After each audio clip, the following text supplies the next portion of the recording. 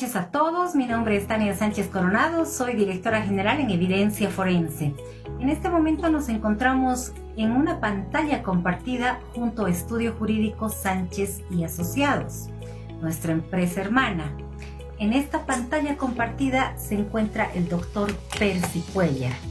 El doctor Percy Cuellar es médico legista, médico forense de nuestro equipo de Evidencia Forense. Y obviamente, ¿quién mejor para poder hablar de negligencia médica? El tema que hemos escogido para el día de hoy. Aclarar que hoy estaremos hablando de la negligencia médica en términos generales. Que estaremos hablando el día sábado 28 de la negligencia médica en cirugías estéticas. Indicarles que pueden ir dejando sus preguntas, que pueden ir dejando sus dudas sobre este tema. Estaremos respondiendo cada una de ellas. Doctor, bienvenido, ¿cómo está? Buenas noches. Buenas noches, estimada doctora, y buenas noches a todas las personas que nos están siguiendo a través de este live. Bueno, tenemos que comenzar indicando desde la parte legal que en Bolivia nuestro Código Penal sufre de un vacío tremendo cuando hablamos de negligencia médica, cuando hablamos de mala praxis. ¿Por qué? Porque no hay un artículo que hable cuándo se constituye negligencia médica, cuándo se constituye mala praxis, alguna actuación que ha realizado un médico. Es decir, no tenemos esto en Bolivia. ¿Qué es lo que pasa cuando en Bolivia se quiere denunciar porque ha habido una negligencia médica? Directamente se tiene que encontrar en el Código Penal según las lesiones que haya sufrido esta persona. Pueden ser lesiones graves, pueden ser lesiones gravísimas en práctica médica, pero no tenemos un artículo que nos especifique tal cual se diga negligencia médica. En realidad tendría que ser un apartado más dentro del Código Penal, porque la negligencia médica es bastante extensa. Es más, debería también tener otro tipo de investigación, porque para poder investigar todos los detalles, todo lo que ha sucedido en un caso de negligencia médica, es importante, aparte de un buen abogado penalista, un buen médico forense para poder determinar X cosas que hayan podido suceder. Bueno, y empezando, es importante aclarar y dar un concepto. ¿Qué es la negligencia médica? Se define como el incumplimiento de los estándares de atención médica establecidos por la comunidad profesional que resulta en daño o perjuicio. ¿Para quién? Para el paciente. Para que se configure como negligencia, debe demostrarse que el profesional de la salud no actuó con la diligencia, cuidado o competencia que se esperaría razonablemente de un médico o profesional en la salud. Y bueno, para esto tenemos unos conceptos fundamentales que vamos a ir hablando con el doctor Cuellar. Por ejemplo, cuando hablamos del deber de cuidado, del incumplimiento de estándares, del daño al paciente, de la causalidad y del consentimiento informado. Adelante, doctor. Gracias, doctora. Evidentemente, ¿no? Como bien lo ha remarcado usted, en realidad nosotros en nuestro medio utilizamos el término de negligencia médica para englobar a todos aquellos actos de los cuales derivan lesiones o menoscabo a la salud de las personas por el trabajo, ¿no?, que realizan los médicos dentro de su profesión, ¿no?, como médicos.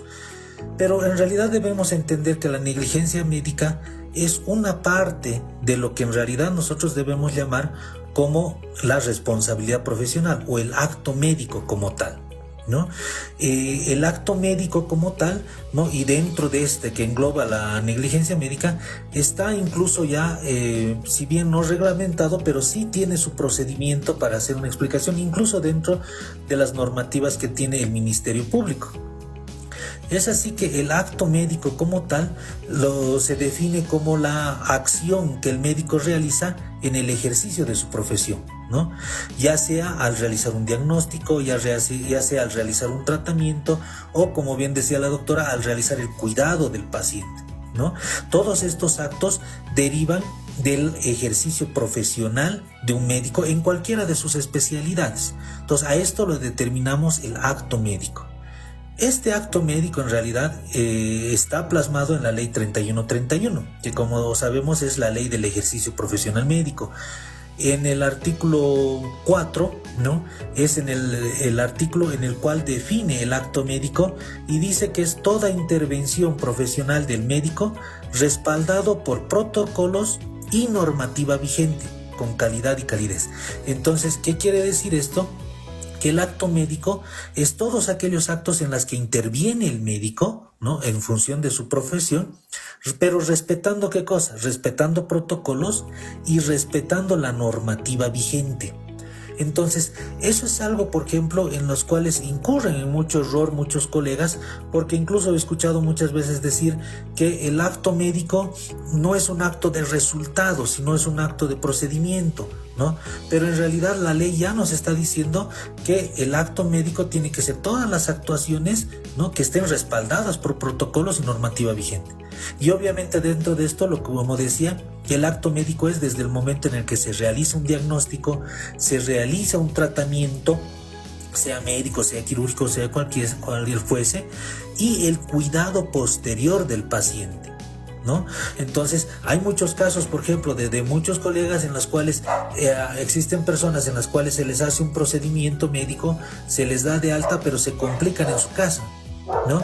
Que vamos a ahondar obviamente, como hemos recalcado hace un momento, en los procesos quirúrgicos, pero ese cuidado que se debe tener también cuando la persona ya está en su domicilio también es parte de la responsabilidad o parte del acto médico. Entonces todo esto engloba el acto médico y es todo esto lo que nosotros tenemos que tener en cuenta para el momento de identificar dónde se ha cometido la falla y cuál es la falla que nosotros tenemos que llevar a estratos judiciales, ¿no? Exacto, doctor.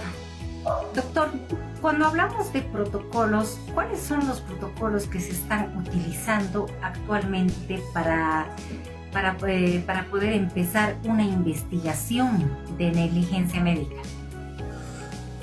Cuando nosotros hablamos de esto, como mencionaba hace un momento, ¿no? La ley 3131, la ley del ejercicio profesional médico, el decreto supremo 28652, que es el reglamento de esta ley, el código de ética y de deontología y todas estas normas conexas nos van dando la forma en la que los médicos deberían realizar su trabajo. La ley, por ejemplo, nos dice que el profesional médico debe llevar su trabajo con profesionalidad, con legalidad y responsabilidad. Con profesionalidad, por ejemplo, ¿por qué? Porque el médico, o para que sea una responsabilidad profesional, tiene que ser un médico titulado, ¿no? Muchas veces, por ejemplo, muchas personas nos preguntan: ¿y qué pasa con la medicina, con los homeópatas, con la medicina tradicional? Entonces, no es considerada una negligencia, un acto médico, porque no son médicos titulados. Entonces, la profesionalidad quiere decir que primero tiene que ser un médico titulado, ¿no? La legalidad, que este médico tiene que acogerse a todo lo que dice la normativa en los diferentes países, ¿no? La normativa, por ejemplo, en Bolivia es muy diferente a la que hay en Brasil, en Argentina, en Ecuador. Existen en la actualidad muchos colegas médicos que vienen de haberse especializado en México, en Argentina, en Brasil, ¿no? Donde las leyes son un poco diferentes. Entonces, desde el momento que llegan aquí a ejercer como médicos, deben conocer la normativa legal. Y la responsabilidad. ¿Cuál es la responsabilidad? Es precisamente a lo que hablábamos en este momento con la doctora, que es el seguir este tipo de protocolos. El Ministerio de Salud ha emitido varios protocolos para la actuación médica. Si bien muchos de estos, como muchos médicos dirán, están obsoletos, tienen varios años, ¿no? Entonces, pero aún sí siguen en utilidad dentro de nuestro medio. Pero cuando uno de estos protocolos es insuficiente, es muy obsoleto o no tenemos para ciertas especialidades, se recurre a protocolos internacionales que estén avalados obviamente por la Organización Mundial de la Salud, ¿no? Entonces la OMS es la que va a dar ciertos parámetros para que se sigan estos protocolos o estos ordenamientos. En nuestro medio, el colegio médico, ¿no?, también emite ciertos protocolos para ciertos procedimientos, ¿no? Y como les decía, principalmente el Ministerio de Salud, que es el ente que va a emitir este tipo de protocolos. Algunos seguros de salud han emitido protocolos específicos para ciertos procedimientos, pero estos protocolos tienen que cumplir con la Lex Artis, que quiere decir que si algún seguro de salud, ¿no?, cualquiera fuese estos, emite un protocolo propio, debería ser primero aceptado y avalado obviamente por el Ministerio de Salud, que es el órgano rector dentro de Bolivia. Ok, doctor. Una consulta. Cuando existe negligencia médica, ¿por dónde se comienza a investigar? Como decía de un momento, cuando hablamos nosotros de una negligencia médica, estamos hablando de un componente de la responsabilidad profesional del médico. Vale decir que cuando un médico realiza un trabajo dentro de lo que es su profesión, ¿no?, cualquiera fuese esto, el médico está consciente de que tiene que ser responsable de todo lo que hace y de lo que no hace. Aquí sí que tenemos nosotros que ser claros que hablamos de responsabilidad médica por la acción y por la inacción, vale decir, por lo que el médico hace y por lo que el médico no ha hecho, ¿no? Entonces, dentro de ese parámetro hablamos de la responsabilidad médica. Y la responsabilidad médica es la obligación que tiene el médico de reparar los daños o los agravios que haya podido producir su acción o su inacción. Para muchos tratadistas, para muchos investigadores de este tema, existen varios parámetros, pero a lo largo de los años se ha podido dividir en 4 aspectos fundamentales. 5 diría yo son los aspectos fundamentales que tiene que cumplir, que son los requisitos para que nosotros hablemos de una responsabilidad médica. El primero es que tiene que deberse al acto médico, ¿no? Entonces, como decíamos hace un rato, el acto médico son todas las acciones o inacciones que hace el médico dentro de su profesión. Hay muchas personas que dicen, por ejemplo, pero si un médico tiene un accidente de tránsito, pero no lo ha hecho en el cumplimiento de su profesión. Entonces, para que constituya un acto médico, tiene que ser fruto del acto de su profesión. Segundo, ¿no?, el comportamiento o la responsabilidad, ¿no?, por la acción o por la omisión, ¿no?, de que haya cometido este profesional médico. En la acción, por ejemplo, cuando hay muchos médicos que realizan ciertos procedimientos, ¿no?, y fruto de este procedimiento se puede generar un daño. Pero también es responsabilidad la omisión, ¿no? Por ejemplo, hay muchos casos, por ejemplo, en ciertos centros médicos en Santa Cruz y La Paz también, por ejemplo, donde existe un solo anestesiólogo, por ejemplo.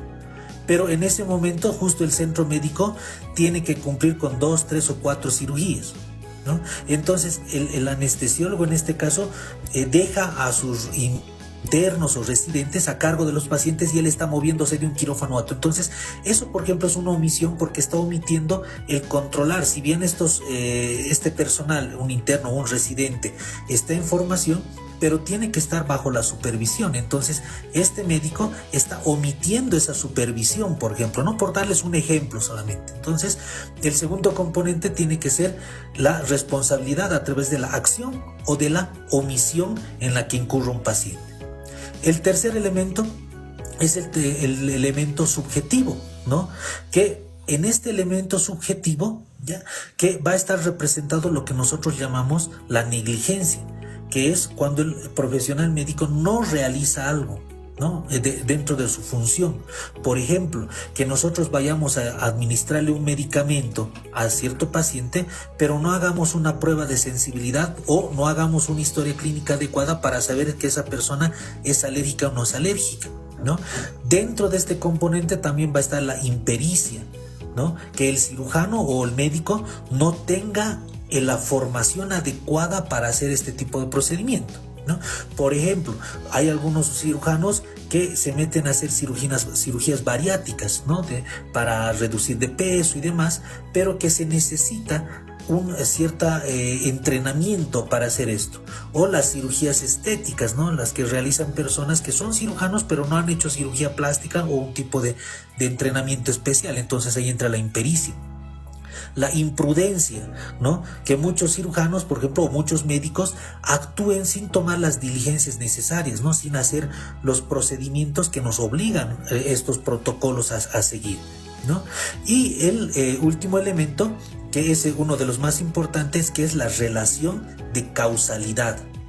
¿Qué quiere decir esto? Que aquí es donde entran todas las ciencias forenses, ¿no?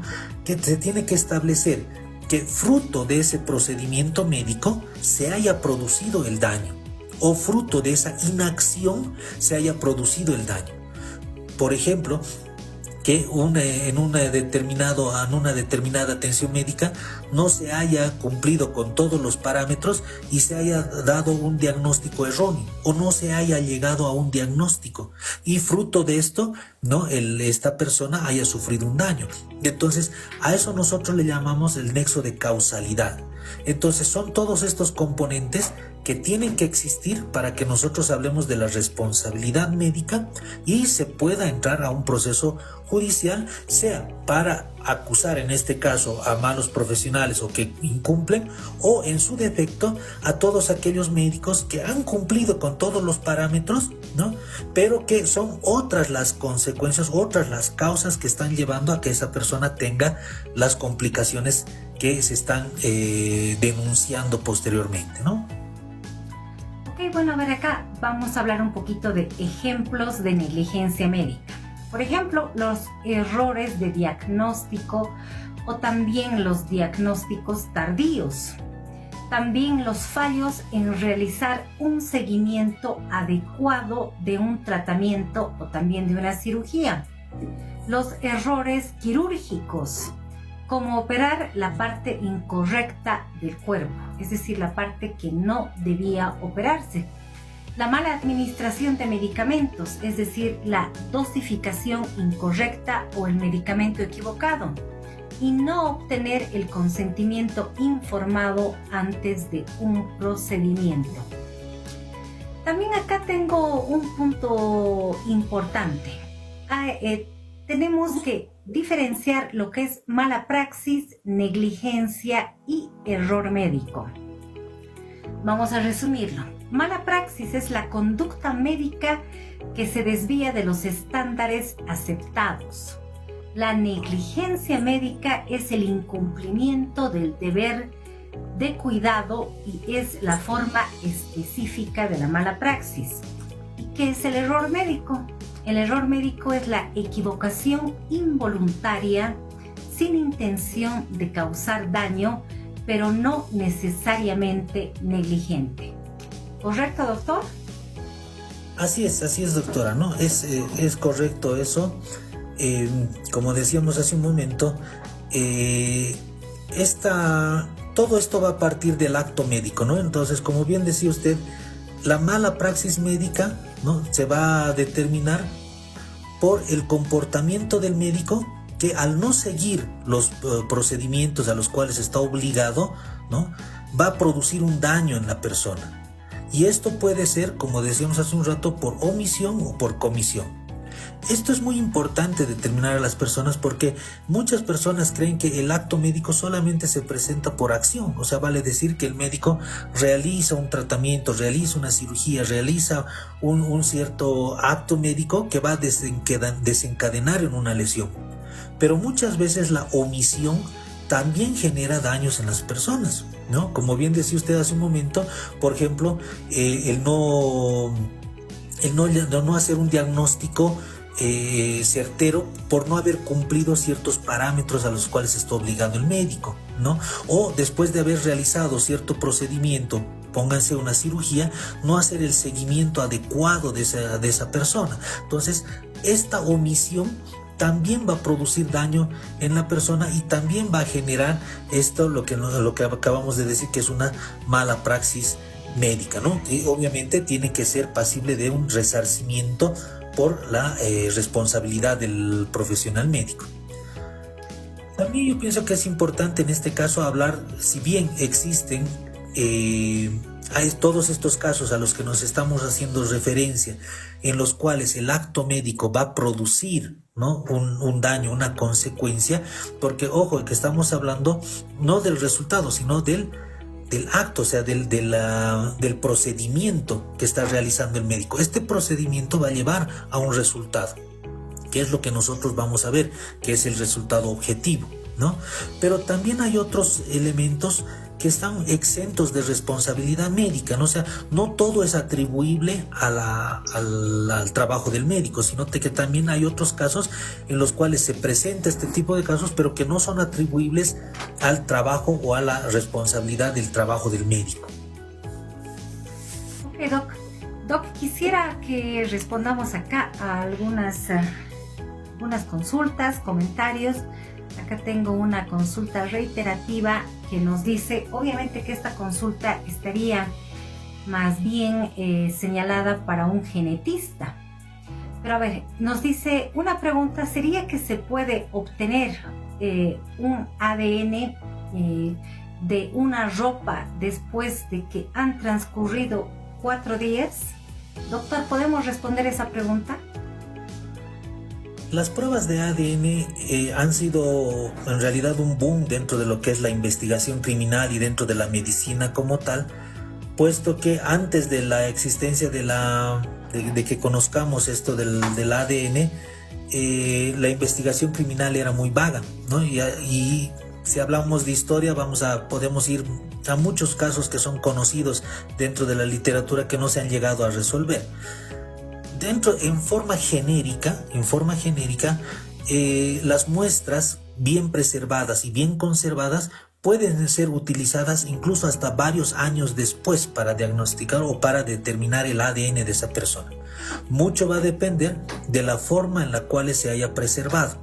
Hay algunos casos en los cuales las muestras biológicas se van a degradar y no van a servir para hacer este acto, incluso en el momento mismo de tomarlas, ¿no? Pero como les digo, si la muestra está adecuadamente preservada, sí se puede utilizar incluso hasta varios años después. Ok, gracias por esa respuesta. Aquí tenemos un comentario que nos dice, ¿y las complicaciones esperadas del acto médico? Es lo que comentaba hace un momento, ¿no? Nosotros tenemos que diferenciar aquí entonces 3 aspectos importantes. Primero, lo que estábamos hablando hace un momento sobre el acto médico y la responsabilidad que tiene que tener el médico sobre ese acto. Dentro de esto, como habíamos dicho, está ahí la mala praxis, ¿no? Y la mala praxis tiene 4 componentes, que es la negligencia, la impericia, la imprudencia y la inobservancia, ¿no? Son los 4 componentes de la mala praxis. El que más conocemos y el más utilizado, el más frecuente y el que saca la cara, si ustedes quieren, por la mala praxis, como decía la doctora hace un rato, es la negligencia, ¿no? Entonces, las consecuencias, ¿no?, de que una persona vaya a sufrir, vamos a tener que analizarles que tengan un nexo de causalidad con este acto médico. O sea, que el médico no haya cumplido con ciertos parámetros apegados a lo que tiene que hacer dentro de su profesión. Pero existen también otros 2 casos, ¿no? O otras 2 circunstancias que también hablan de que el médico va a ser exento de responsabilidad, que es la iatrogenia y la idiosincrasia. En la iatrogenia son todos aquellos actos médicos bien realizados, pero que han generado un daño en la persona, pero con la finalidad de un bien mayor. Por ejemplo, ¿no?, si nosotros hacemos una cesárea de emergencia, obviamente vamos a causar un daño en la persona, ¿no? Una cicatriz, una herida, riesgo de infección, muchas otras cosas, pero ese acto médico es exento de responsabilidad porque está siendo empleado para un bien mayor, ¿no? El salvar la vida del menor, del bebé que está en el vientre materno. Y la otra va a ser la idiosincrasia, que es aquella en las cuales el médico realiza un acto médico dentro de todos los parámetros, ¿ya?, pero el cuerpo de la persona reacciona de una manera inesperada, imprevisible, ¿no? Es lo que nosotros, por ejemplo, hacemos o se hace algún acto quirúrgico y la persona desarrolla cicatrices muy exageradas, ¿no? Los famosos queloides. Entonces, eso, por ejemplo, es muy diferente a la responsabilidad del acto médico, sino es propio de la reacción del cuerpo de la persona. Entonces, miren, para determinar si esa consecuencia, esa complicación, por ejemplo, ¿no? de la que hacen referencia en la pregunta, es atribuible a una idiosincrasia, a una iatrogenia, a una responsabilidad de falta de cuidado del médico o a una responsabilidad incluso del cuidado del propio paciente, ¿no? Para eso se debe realizar la investigación de la relación de causalidad. Okay. Acá tengo una consulta también que me dicen qué tipos de pruebas son aceptadas para los tribunales para demostrar la negligencia médica. Justamente vamos a hablar de eso, de los tipos de pruebas en juicios de negligencia médica. Primero vamos a hablar de lo primero que se solicita, es la historia clínica. ¿Por qué? Porque acá vamos a encontrar dos aspectos fundamentales. Primero, la descripción y segundo, la importancia. Hablemos un poco de la descripción. La historia clínica del paciente es un registro detallado de su estado de salud, tratamientos previos, diagnósticos y procedimientos ya realizados. Es una de las pruebas más importantes en estos casos, ya que refleja las decisiones y acciones del médico en relación con el paciente. ¿Cuál es la importancia? La revisión detallada de la historia clínica permite identificar si es que se siguieron los protocolos y estándares adecuados de atención. También ayuda a verificar si se informaron correctamente los riesgos del tratamiento y si es que se obtuvo el consentimiento del paciente. Otro punto también importante dentro de la investigación son los informes médicos y de expertos, es decir, los peritajes médicos, que son informes elaborados por médicos expertos, quienes analizan si las actuaciones del profesional demandado cumplieron con los estándares de cuidado adecuados. ¿Por qué es importante? Porque un informe médico pericial ayuda a establecer si el daño al paciente fue una consecuencia directa de la actuación negligente o si fue el resultado de una complicación inevitable. El tercer punto es el testimonio de expertos. Tener el testimonio de expertos. Los testimonios de otros profesionales médicos con experiencia también en el área son fundamentales.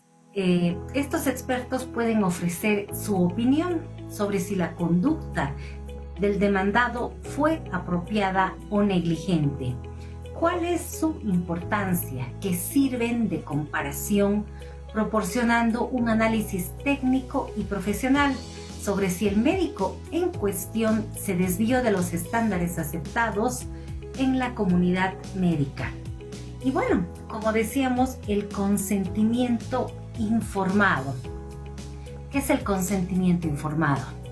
Este documento es esencial para demostrar que el paciente fue informado de los riesgos y beneficios del procedimiento o tratamiento y dio su autorización estando consciente.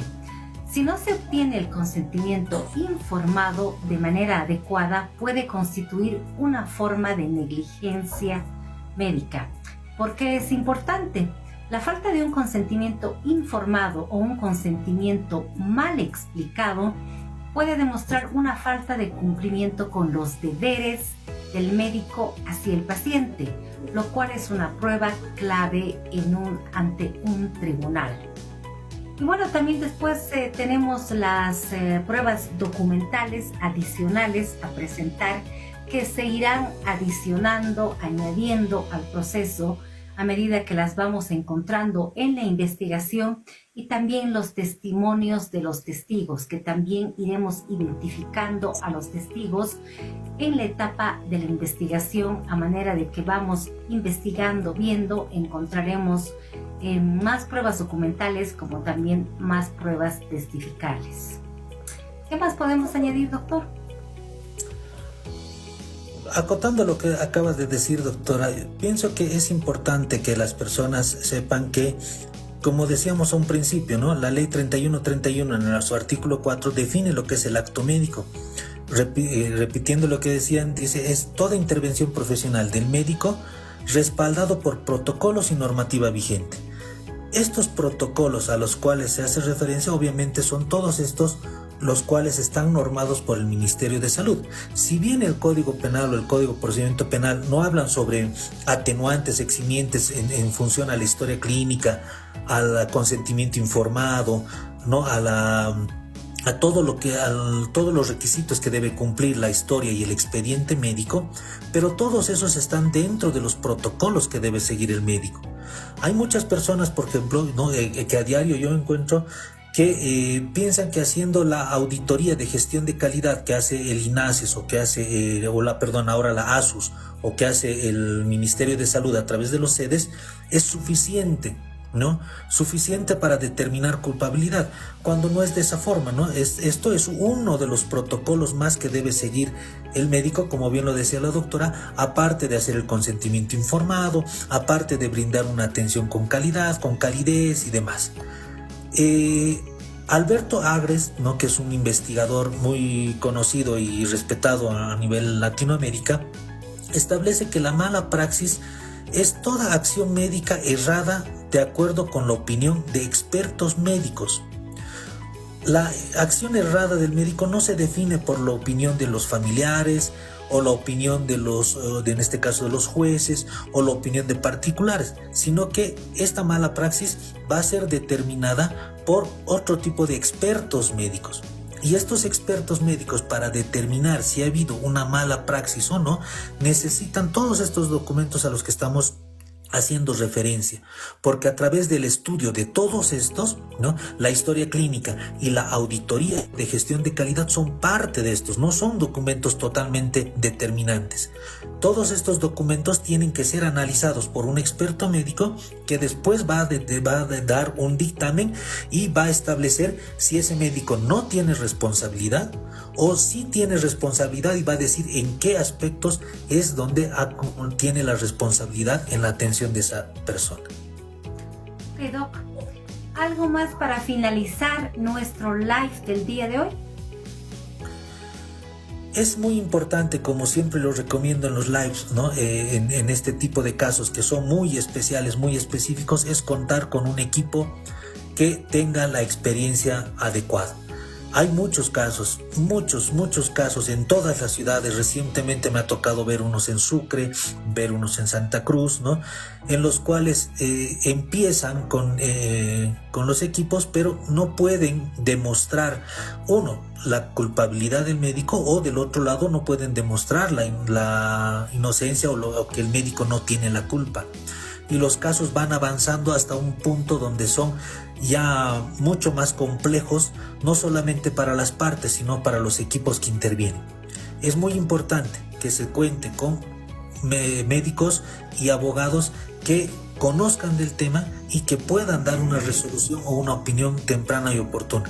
Es la finalidad del equipo de evidencia forense brindar apoyo no solamente a las partes, a los familiares de pacientes o a los médicos, o también a los centros médicos, porque no nos olvidemos que cierta parte de la responsabilidad no solamente recae en el médico, sino también en el centro de salud donde se ha llevado a cabo el procedimiento médico del que fuese denunciado, ¿no? Sino también apoyar a los otros equipos de abogados, ¿no? Para darles una opinión, obviamente, de especialistas que trabajamos en esto. Es la función y la finalidad de evidencia forense, ¿no? Para todos los colegas abogados, las partes, los médicos y los centros de salud.